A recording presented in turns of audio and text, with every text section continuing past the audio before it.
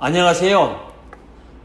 오늘은 제34차 손면한 박사의 치유상담 세미나입니다.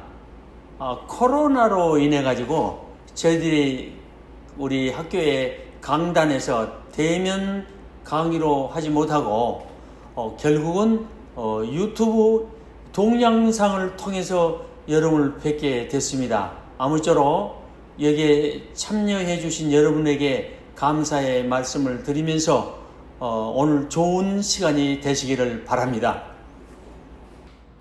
그러면요, 오늘의 제목은요, 아동기의 뇌발달 유튜브의 동영상 세미나로 함께하는 좋은 시간이 되기를 바랍니다. 먼저 저를 소개하겠습니다.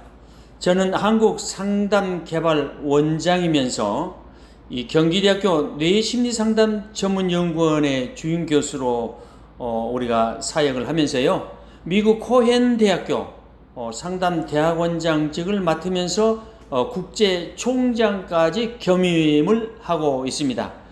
극동방송을 통해서 15년 동안 이 칼럼을 진행을 하고 있고요. 그리고 뇌치유 상담하기 위해 관련 서적이 한 18권 정도 있고요.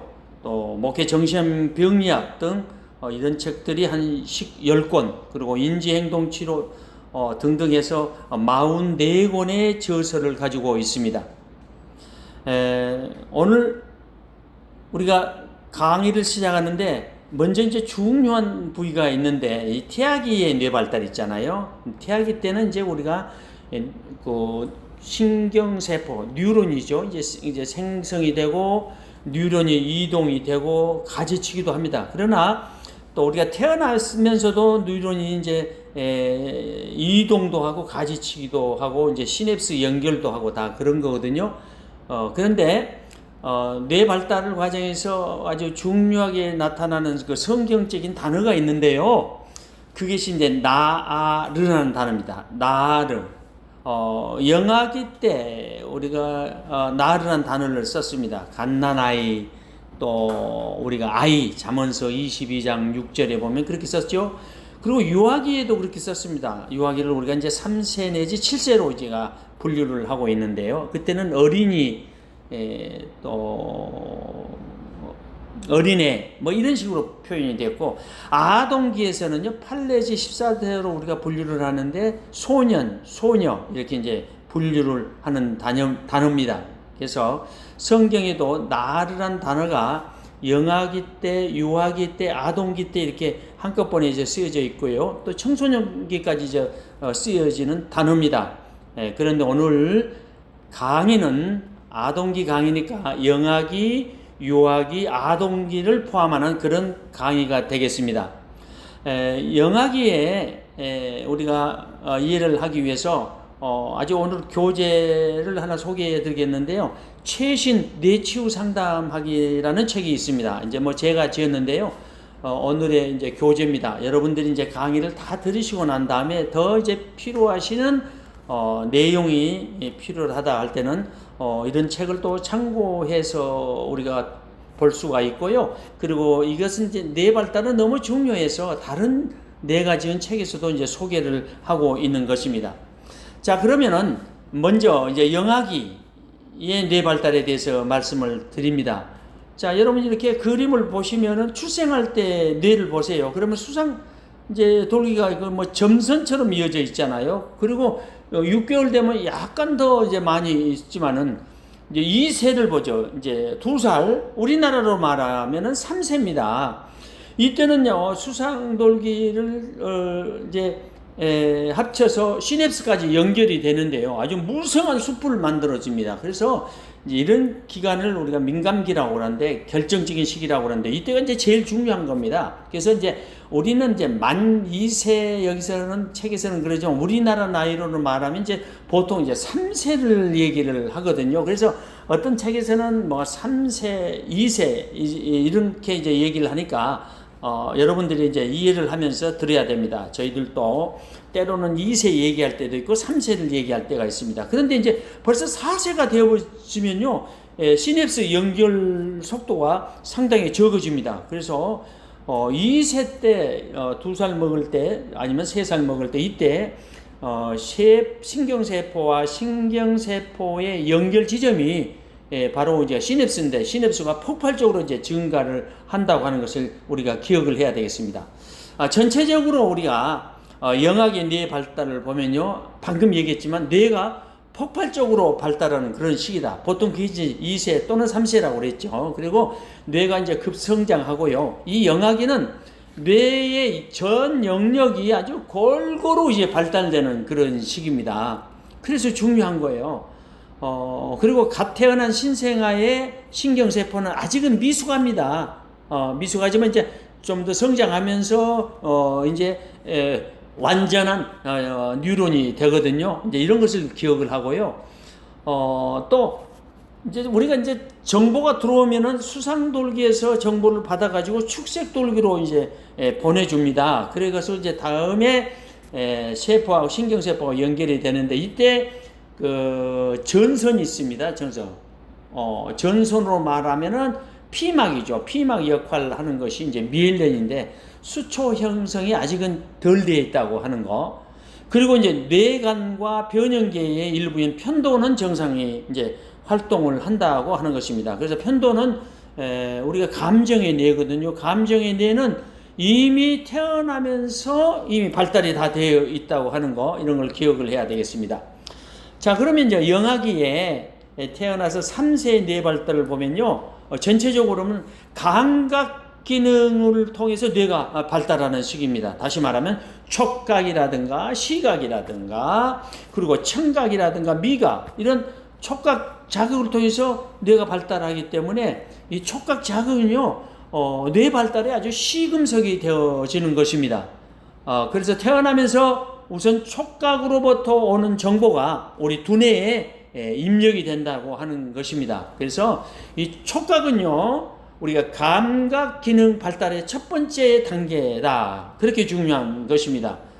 또 우리가 이제 중요한 부위가 이제 그 전두엽이거든요. 전두엽도. 그래서 먼저 생후 1개월이 되면요, 두정엽의 일부가 이제 감각 자극이죠. 발달이 되고, 운동 신경이 이제 발달하려면 전두엽이 이제 발달하기 시작하는 겁니다. 그래서 엄마가 아이에게 이렇게 자극을 주어야 이제 이 발달이 되는 거예요. 그래서 아이를 깨어나 준다든가, 뭐 젖을 물린다든가, 만져준다든가, 씻겨준다든가, 이렇게 함으로써 이 자극을 통해서 이제 전두엽도 이제 발달이 되는 것입니다.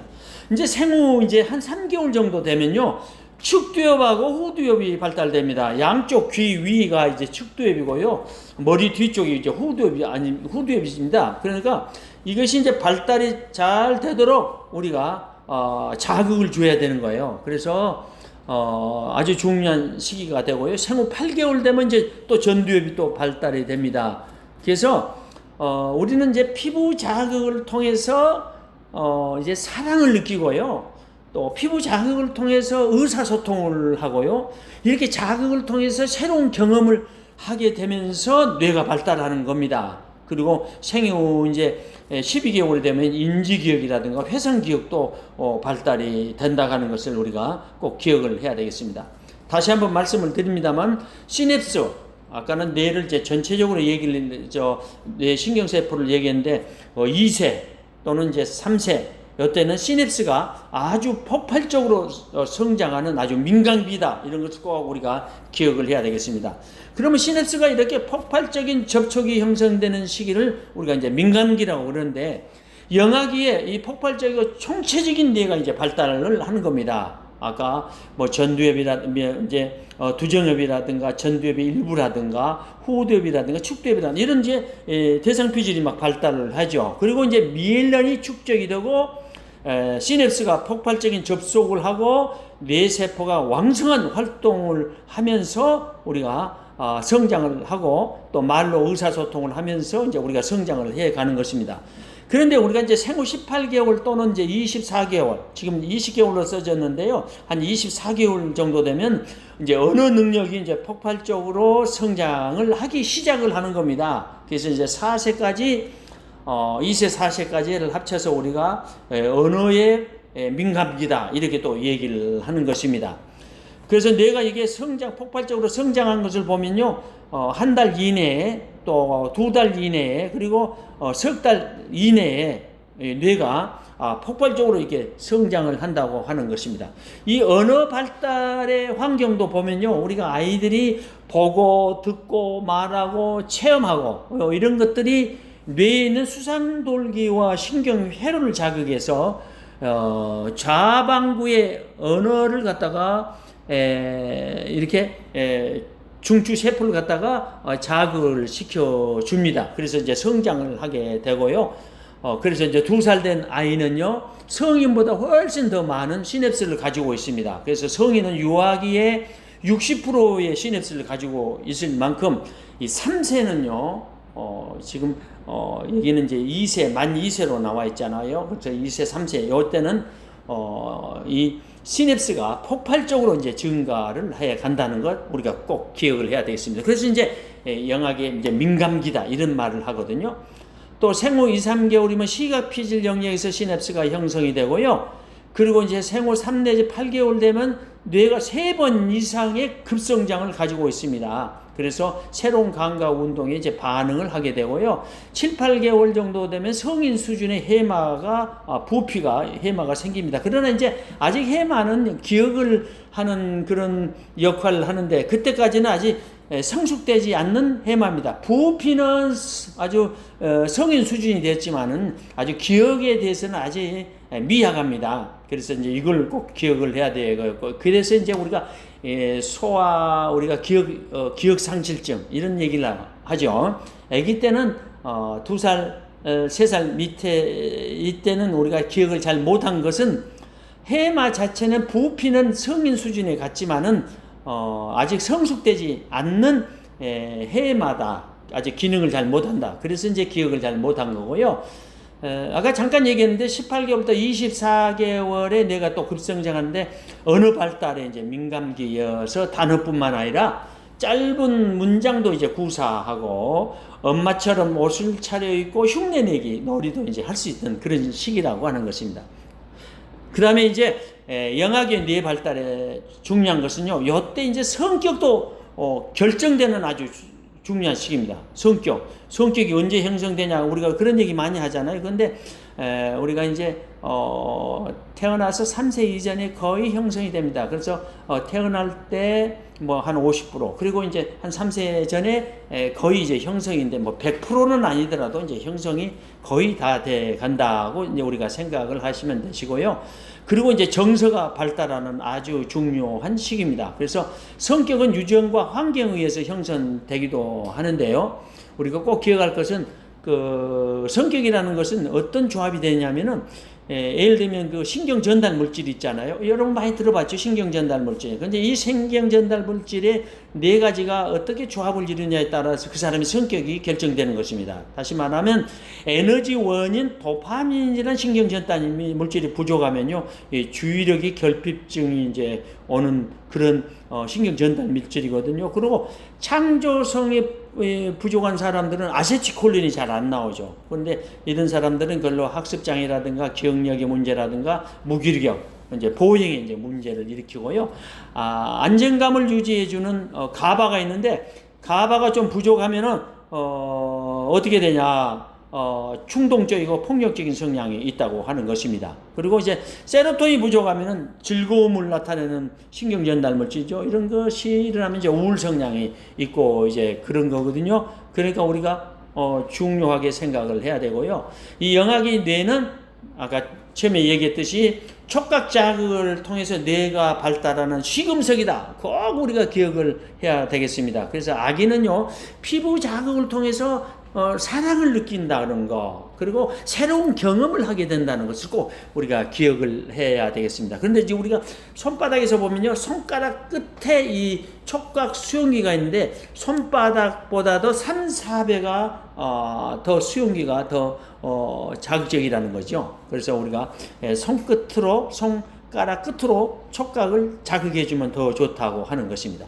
영악기에서 우리가 정신건강의 문제는요, 제일 중요한 게 사랑이죠. 그래서 아이에게 서로 눈을 마주쳐주고, 눈 맞춰주고, 그러면 이제 뇌가 성장하고, 조직적으로 결석이 됩니다. 또, 얼굴을 인식하는 신경세포가 있어서 사회적인 뇌 정체성을 결정하는 것이 이제 바로 기관이 축두엽이거든요. 그래서 사랑을 함으로써 뇌가 이렇게 발달한다. 그래서 이제 사랑은 내가 항상 주장하는 것은 5A라고 그래요.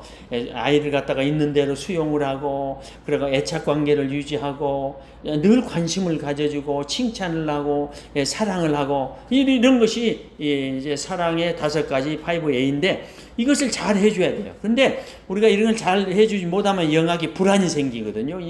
이 영악의 때의 불안이 모든 정신병리의 이제 근본이 된다고 하는 것입니다. 그래서 신경증이라든가 정신장애라든가 우울증이라든가 인격장애라든가 모든 근원이 이 영악의 때 생긴다고 하는 것입니다. 그래서 마땅히 행할 길을 아이에게 가르치라. 그러면 늙어서도 그걸 떠나지 아니라. 우리 성경은 그렇게 말씀하고 있거든요. 잠언서 22장 6절이죠. 그런데 그때 그래서 아이 때의 정서 문제가 결국 노인에까지 이르게 한다고 하는 것은 우리 이제 뇌과학에서 이제 보여주는 하나의 결정적인 과학적 정보입니다. 그래서 어린 시절에 애착을 잘 해줘야 되는 거예요. 엄마와 아이의 관계, 이런 경험이 유전자 발현을 촉구를 한 겁니다. 그래서 어린 시절은 우리가 유전자가 환경이 유전자를 지배한다는 거, 이런 것을 우리가 깨달아 가지고요, 아이를 갖다가 사랑의 경험 을 할 수 있도록 우리가 노력을 해야 됩니다. 그렇지 않으면요,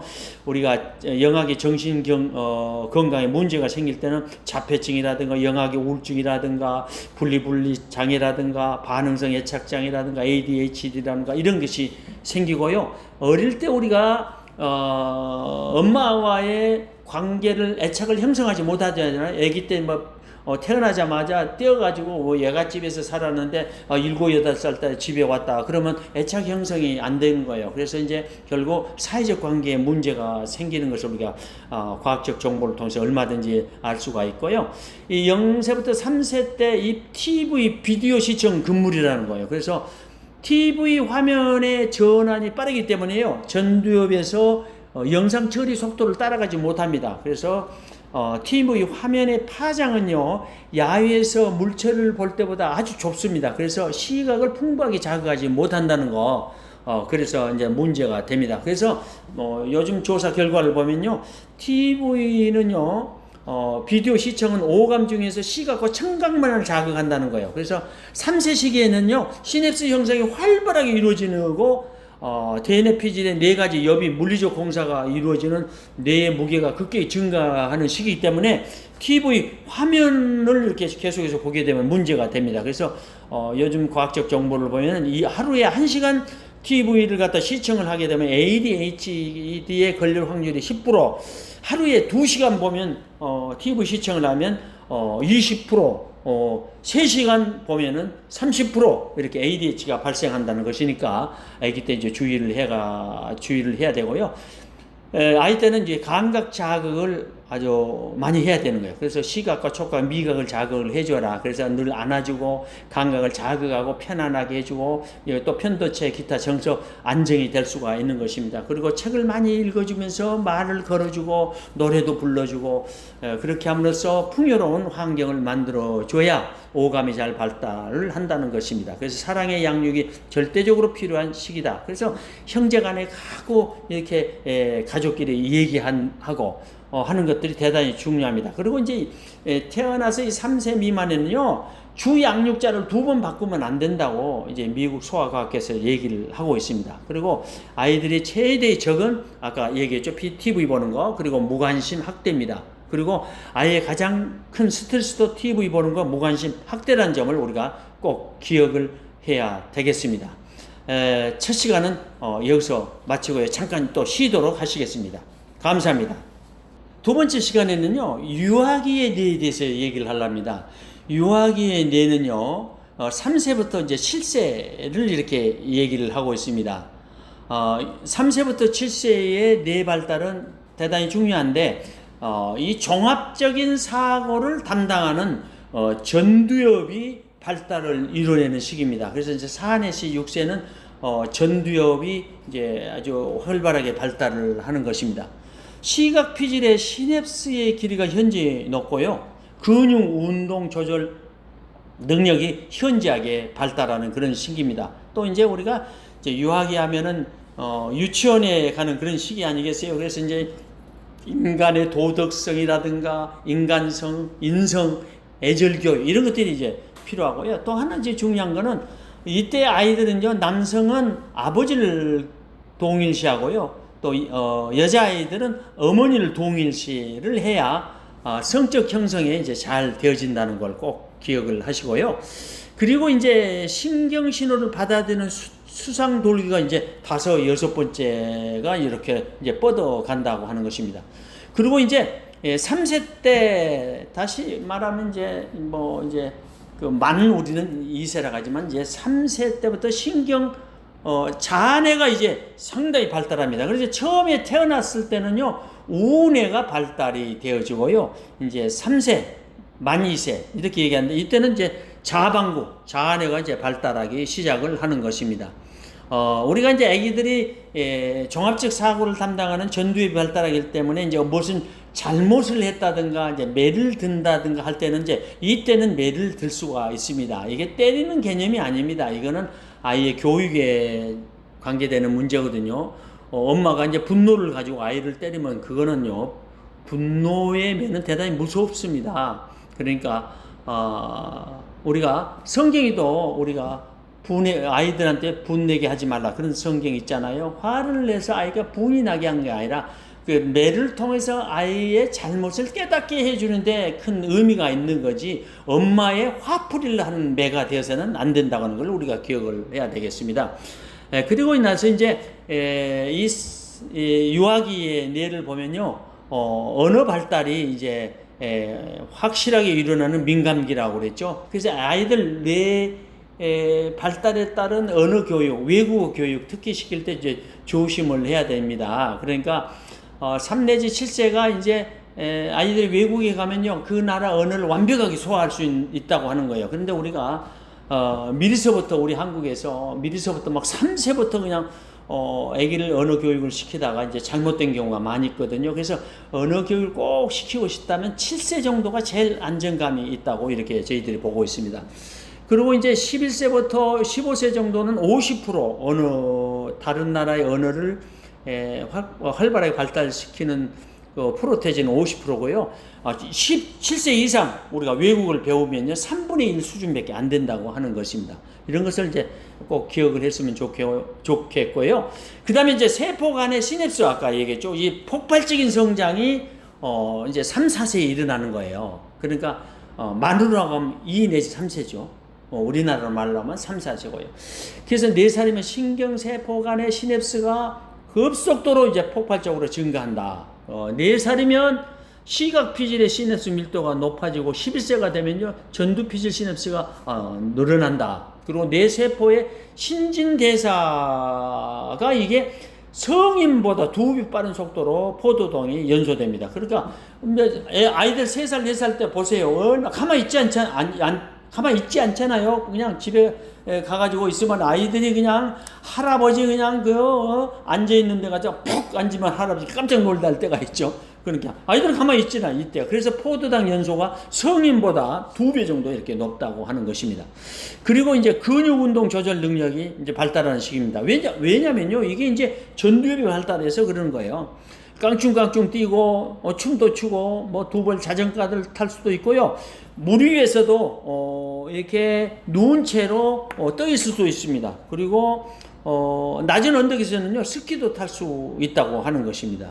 그래서 조립하는 또 이 장난감으로 이렇게 건물을 지을 수도 있고 하는 그런 시기입니다. 그래서 이 시기를 우리가 유아의 교육기기라 이렇게 얘기를 하고 있습니다. 그리고 여러분, 이 도표가 옆으로 지금 거꾸로 눕혀서 나와 있는데요, 밑에는 좌측 뇌고요, 우쪽은 우측 뇌입니다. 여러분들이 이렇게 잘 보시기 바랍니다. 좌측 뇌가 만 2세에 이렇게 발달하죠. 처음에는요, 우뇌가 발달이 되어 있어요. 그리고 2세, 우리나라 말로 하면 3세라는 말이죠. 그때 이제 뇌가 자뇌가 발달하고, 그리고 이제 6세 이제 학교 가기 직전에 우리가 뇌가 발달하죠. 그러니까 그게 7세죠. 그러니까 우리가 언어 능력을 발달시키는데 7세가 우리나라 말로 하면 7세가 좋다고 하는 게 자반구 뇌가 발달하고요. 그리고 자반구 뇌가 12세 때 또 발달하기 시작합니다. 그러니까 우리가 너무 어렸을 때요, 아동기 때 아이를 보고 뇌가 어느 뇌가 더 발달됐냐 여러분들이 관심이 상당히 많더라고요. 그래서 쓸데없이 무슨 검사를 해가지고 우리 아이는 말이야 무슨 뭐 자뇌 발달 우리뇌가 발달 뭐 그렇게 말할 필요가 없습니다. 이 뇌 발달 자운의 발달 그 시기가 다 있습니다. 그러니까 그런 시기를 우리가 아시고요. 여러분 이제 이 방송 들으시면서 카메라로 사진을 이걸 하나씩 찍어놔도 괜찮습니다. 이제 그러니까 자운의 발달은 시기마다 다 다르다. 그것 가지고 뭐 자네가 발달했는데 우뇌가 발달했는데 자네가 발달했으니까 우뇌 발달해야 된다고 해서 뭐 어떤 학원에서는 우뇌 발달해야 된다고 이렇게 아이들 갖다가 막 이제 교육시키고 하는데 그런 무모한 일에 참여를 할 필요가 없습니다. 그리고요, 또 하나 중요한 거는요, 우리가 뇌 발달에서 이제 중요한 것은 우리가 이제 뇌 자네가 발달했냐 우뇌가 발달했냐 어제 그 검사 문항이 있어가지고 또 검사 하신 분들이 있어요. 그래가지고 아이고 우리 아이는 자네가 발달했다 우뇌가 발달했다 했는데 이 아동기 때는요 그런 거 신경 쓸 필요가 없습니다. 왜냐면요 이 자운의 발달의 그 검사의 결과치는요 30%가 틀리다고 하는 것이 과학적 증거입니다. 그러면은 그 검사지가 30%가 틀리다고 하면은 그 검사지는 쓸모가 없는 거예요. 그러니까 어머니들이 너무 이제 아기를 놓고 자네가 발달했다, 우뇌가 발달했다. 그러니까 내가 이제 우뇌를 발달을 시켜야 되겠다 해가지고 뭐 학원을 다니고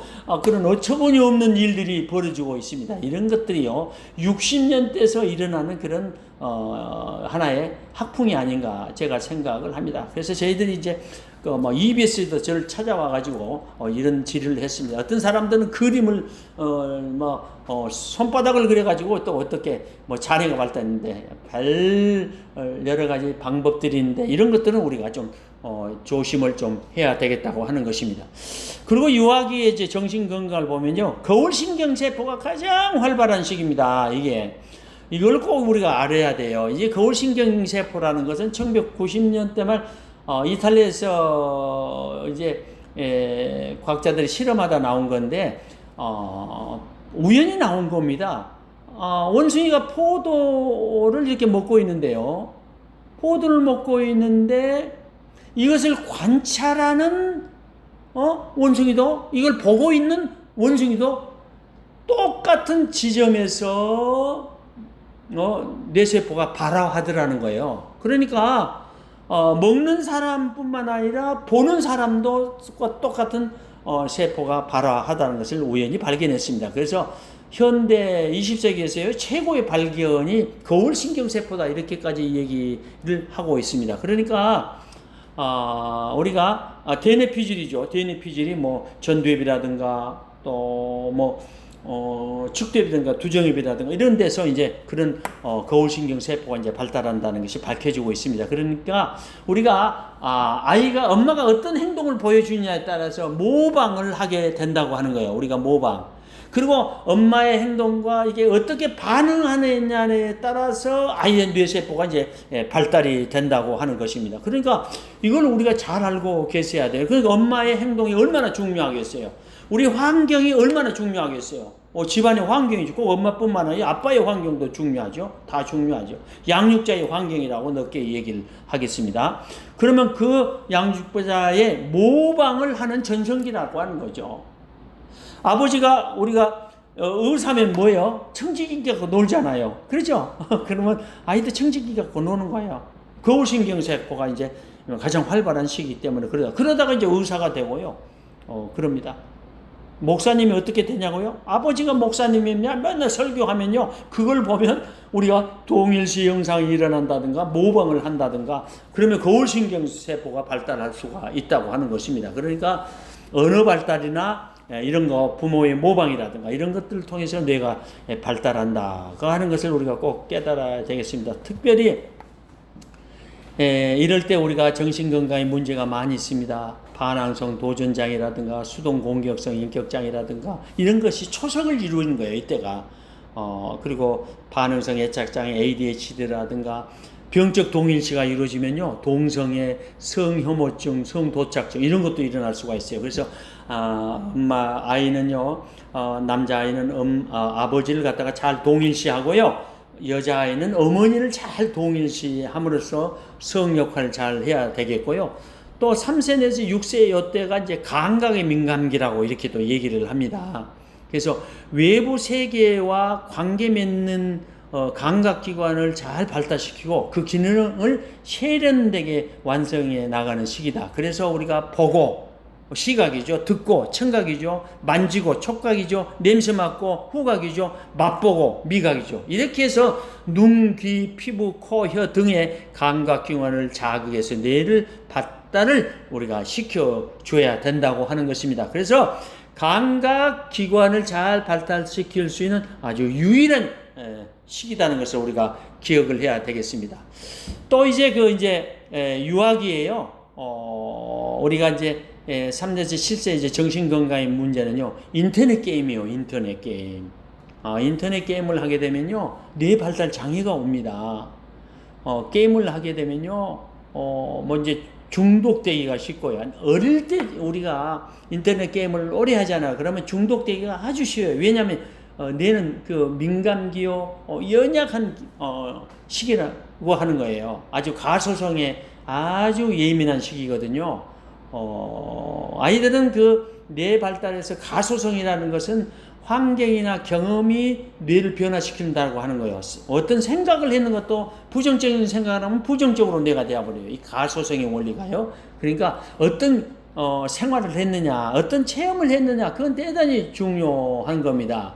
그래서 장기간 게임을 해온 어린아이 뇌파를 보면요, 우리가 중증 치매 환자의 뇌파와 흡사하더라. 또 뇌 발육기나 초등학교 저학년 때 게임에 집착하면 뇌 신경회로가 쉽게 변화되더라. 그래서 아주 위험성이 있다고 하는 거고요. 어린 나이에 게임이 중독되기는 이제 아주 쉽다고 하는 거 제가 말씀을 드렸죠. 어릴 때는 대뇌 이제 경험 의존성 가소성이 아주 완성한 그런 시기입니다. 그래서 조심을 해야 되겠고요. 게임을 하면 학습 기능도 저하가 되고요. 또 뇌 속에 있는 학습된 것이 저장돼서 공간이나 게임 정보가 저장되는 공간이 동일하기 때문에 게임과 학습을 병행할 경우에 학습된 정보가 뇌 속에 저장되는데 이제 방해를 받기 때문이라는 것을 우리가 기억을 해야 되겠습니다. 그리고 이제 우리가 아동기 뇌 8 내지 13세 이렇게 얘기를 하려고 합니다. 아동기의 뇌 발달은요, 우리가 이제 그 초등학교 다니는 학년기예요. 학년기. 방금 했던 것은 우리가 학년 정기고요. 그러니까 학년 정기와 학년기를 우리가 잘 기억을 해야 되겠습니다. 학년기를 우리가 아동기라고 하는 거죠. 이때 이제 우리 측두엽, 귀 위에 양쪽 귀에 있죠. 측두엽과 두정엽, 그 가운데 있는 부분이죠. 이 부분이 발달하는 그런 시기가 7 내지 12세라는 거고, 신경세포의 성장이 극대화되고 완성의 단계에 이르렀다. 완성했다. 이렇게 우리가 표현할 수는 없지만은요, 완성의 단계에 이르렀다. 이제 뇌세포는 이제 처음에는 태어날 때는 미숙합니다. 그러나 이제 10세, 13세, 이렇게 12세까지 정도 되면요, 우리가 거의 다가 이제 완성의 단계에 이르렀다고 하는 것입니다. 그런데 이때 학습을 하면 기억 시스템이 바꿔져요. 그런데 우리가 여기서 중요한 거는 뉴런의 전정 작업이 이루어집니다. 가지치기 작업이에요. 브랜칭이라고 하죠. 가지 작업이 이러는데 1차 뉴런의 전정 작업은 우리가 출생 후에 그 2주가 있으면 2주 안에 일어나고요. 또 2차 뉴런의 전정 작업은 여자는 11세, 남자는 12세 때 일어나는 걸로 본다고 하는 것입니다. 그래서 쓰이지 않잖아요. 뇌를 우리가 쓰이지 않으면은 뉴런 및 신경회로 시냅스가 절단되어 버립니다. 그래서 고양이 가지고 실험을 해봤어요.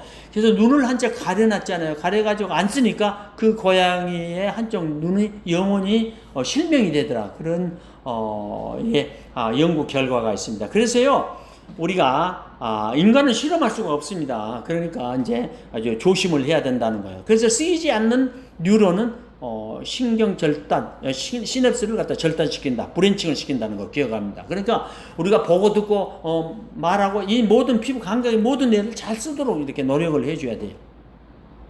그리고 유용한 신경회로는죠. 그래서 활성화된다고 하는 것입니다. 그리고 이제 아동기 내에서 이제 중요한 것은 10 내지 12세 때 뇌가 급성장하고요. 14세부터 16세, 18세부터 20세 아주 이제 급성장하는 청소기를 맞는데 전두엽의 수초화는요. 18세부터 24세 정도 뭐 20세, 뭐 25세 여러 가지 설이 있습니다만은 25세까지 이제 마무리가 됩니다. 전두엽이 완전히 발달되면은 청소년기가 돼야 됩니다. 그때 수초화 현상이 일어나기 때문에 이제 완전히 발달된다고 하는 것입니다. 근데 이제 우리가 청소년기 때 아기가 뭐 공부를 못한다고 머리가 나쁘다고 쥐어받고 그러면 안 됩니다. 왜냐하면 전두엽의 수초화는요 18세 내지 25세 안에 일어납니다. 어떤 분은요 자기 아들이 고등학교를 졸업하고 군대를 갔다 왔는데 그때 뇌가 폭발적으로 발달을 해가지고 뭐 천재가 뭐 부럽지 않도록 됐다. 그래서 미국에서 이제 어린 나이에 교수가 된 그런 경우도 있습니다. 그래서 우리가 어릴 때 공부를 못한다고 우리가 좌절하거나 아이들에게 실망을 시켜서는 결코 안 된다고 하는 것입니다. 왜냐하면 전두엽의 수초화 현상은 18세 내지 25세 안에 이루어집니다. 그때가 이제 뇌가 폭발적으로 증가하면서 이게 수초화가 이루어지니까 대단히 발달이 되는 것입니다. 그리고 충동적이고 모험적인 사춘기 행동에다 원인이 어디서 오느냐? 이 전두엽이 완전히 발달이 안 돼서 그런 거예요. 그래서 10세, 11세, 12세 이때는 뭐라고 그랬죠? 이때는 축두엽이 완전히 완성되는 시기입니다. 그래서 우리가 축두엽이 완성되는 그런 시기, 경험의 시기거든요. 그럴 때 우리가 하나님을 만나면요. 그러니까 10세, 11세 이렇게 초등학교 다닐 때 그러니까 하나님을 만나면요 영원히 하나님 곁을 떠날 수가 없습니다. 그 애는 잘못된 길로 갔다가도요 기억에 딱 벽에 있습니다. 하나님이. 그러니까 우리가 초등학교 때 하나님을 경험을 하는 그런 경험이 대단히 중요하다는 거예요. 그래서 전두엽의 활동이 왕성한 시기입니다. 이때 그리고 읽기, 말하기, 생각하기, 손 움직이는 거 이런 시킬 때 이제 전두엽이 활달하고요. 성에 이제 눈을 뜨는 시기다. 얘기를 할 수가 있습니다. 그리고 이제 아동기 정신 건강의 문제는 축두엽의 인생의 경험을 저장한다 그랬죠. 그래서 우리가 방금 얘기했지만은 이때 은혜를 받지 않아요. 감동을 받으면 이 아이는요 영원히 오래도록 내 이제 기억이 된다고 하는 것입니다. 글을 읽고 그것을 기억하고 새로운 정보를 통합하는 거 대단히 중요합니다. 그래서 초등학교 때는요, 이렇게 책을 많이 읽고 새로운 경험을 많이 하는 것이 대단히 중요하다고 하는 것이고요.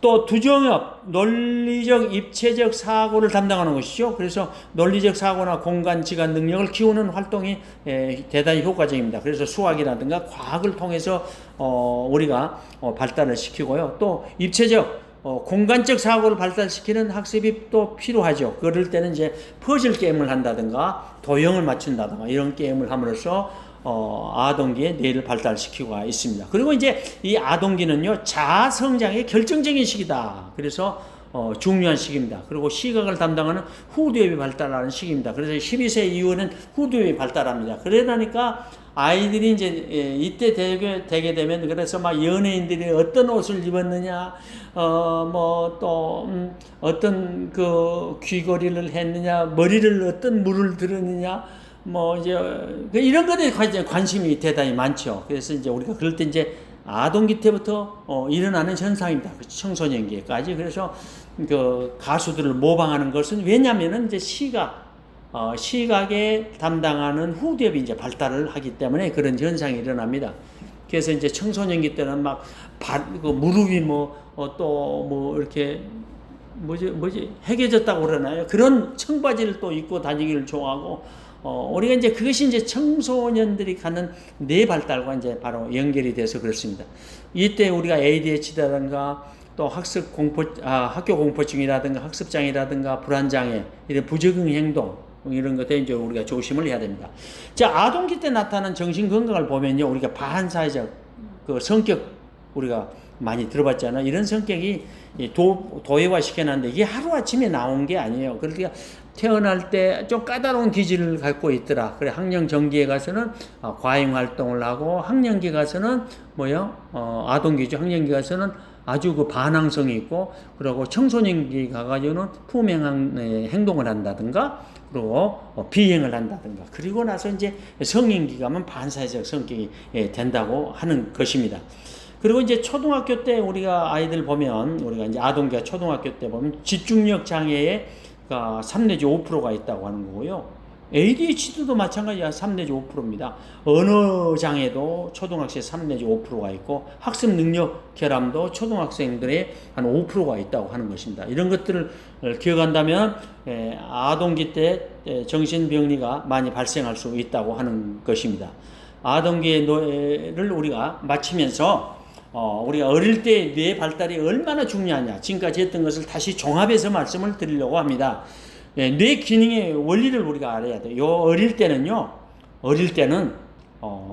뇌 발달의 민감기다, 이렇게 생각하셔야 돼요. 뇌가 그래서 아주 시내스라든가 이런 것들이 아주 폭발적으로 증가하는 그런 시기고요.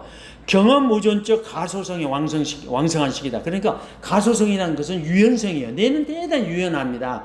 어떤 환경을 경험했느냐에 따라서 가소성이라는 것은 달라지는 거예요. 부정적인 것을 경험하면 이제 부정적으로 우리가 경험이 되는 것입니다. 뇌는 그렇게 변하는 거예요. 그래서 이때가 이제 아주 왕성한 겁니다.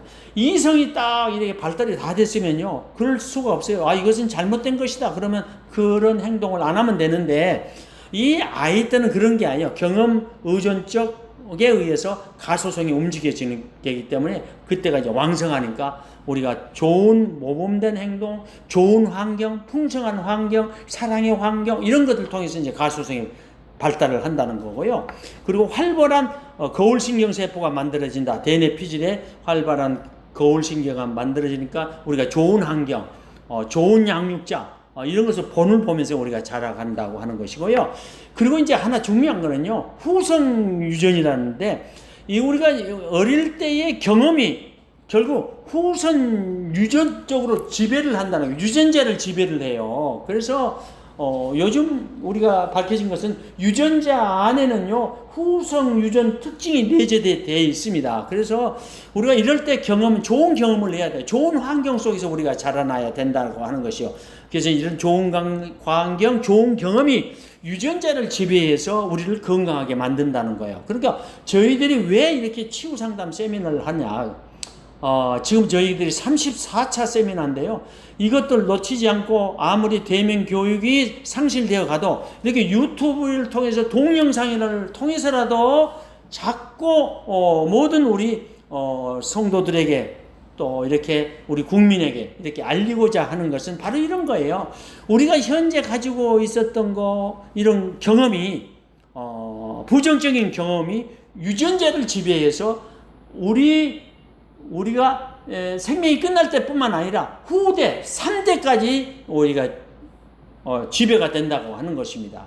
그래서 요즘 와서 최근에 나온 이론이 아닙니다. 이미 나와 있지만요, 우리가 어떤 식습관이 있잖아요. 식습관도 할아버지 식습관이 그것이 우리 유전자를 지배해서 결국 3대까지 이르더라는 것이 얼마 전에 우리가 이제 신문에 나타난 것을 보았고요. 그거는 이미 후성 유전학에서 다 입증이 되어 있는 것입니다. 불안, 공포 이런 것도 경험했으면 이것이 다음 후대 3대까지 간다고 하는 거죠.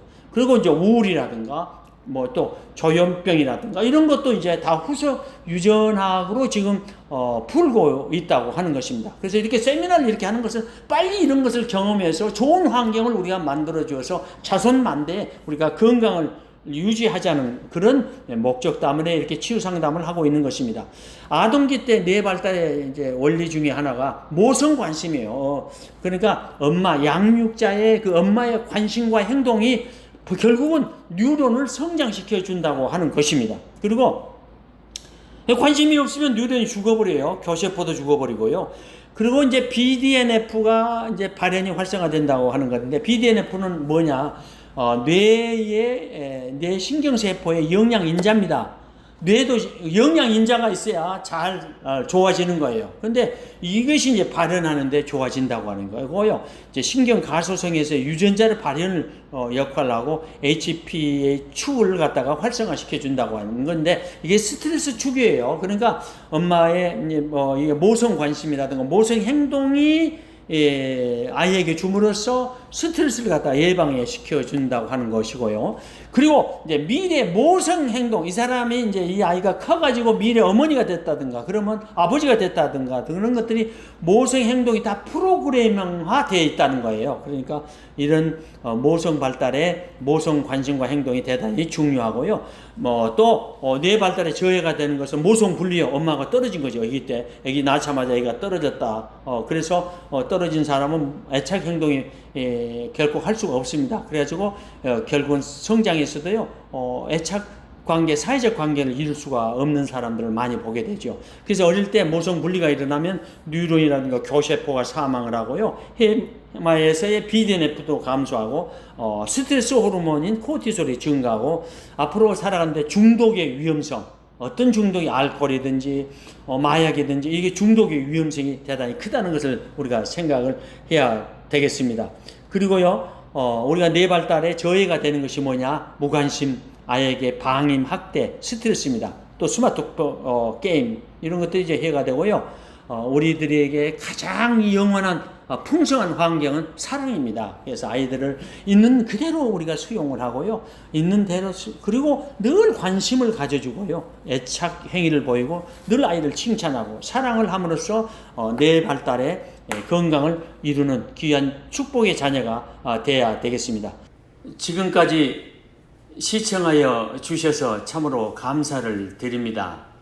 유튜브 동영상이라 그렇게 오랜 시간 할 수가 없어서 1시간 정도로 제한을 하였습니다. 여러분들이 이 뇌발달에 대해서 치유 상담에 대해서 조금 더 관심 있게 우리가 더 알아야 되겠다라고 생각하실 때는요. 최신 뇌치유 상담학이라는 책이 있습니다. 그 책을 참조하시면 좋으시고요. 그리고 이제 제가 매일 지금 수요일 날은 저녁에 9시 45분에 손면한 박사 칼럼을 진행하고 있으니까 요즘 또 뇌 발달에 대해서 같이 하고 있거든요. 그래서 곁들여서 들어주시면 좋겠습니다. 그리고요, 저희 경기대학교 뇌심리상담 전문연구원에서는 이번 가을 학기 또 수강생도 모집하고 있습니다. 그래서 치유와 또 이렇게 그 상담에 관심 있는 분들은요, 1544-7509로 이렇게 전화를 주시면 고맙겠습니다. 그리고 지금까지 들어주시는 우리 극동방송 애청자 여러분, 그리고 코헨대학교 뿐만 아니라 우리 경기대 학생, 신입생, 재학생 여러분 너무 감사를 드립니다. 코로나에서 해방돼서 우리가 건강한 우리 모습으로 또 다음 또 뵙도록 하겠습니다. 코로나로 인해서 우리가 많은 염려들이 많은데 우리가 빨리 하루속히 우리가 해방되어서 일상으로 돌아갔으면 좋겠습니다. 그리고 이 방송을 들으시고 조금이라도 도움이 되셨다면 좋아요 여러분 잊지 말고 눌러주시고요. 그리고 오늘 처음 유튜브에 들어오셨으면요, 구독을 이렇게 눌러주시면 다음에 제 방송했던 칼럼들이 자동으로 들을 수가 있습니다. 감사합니다. 수고하셨습니다.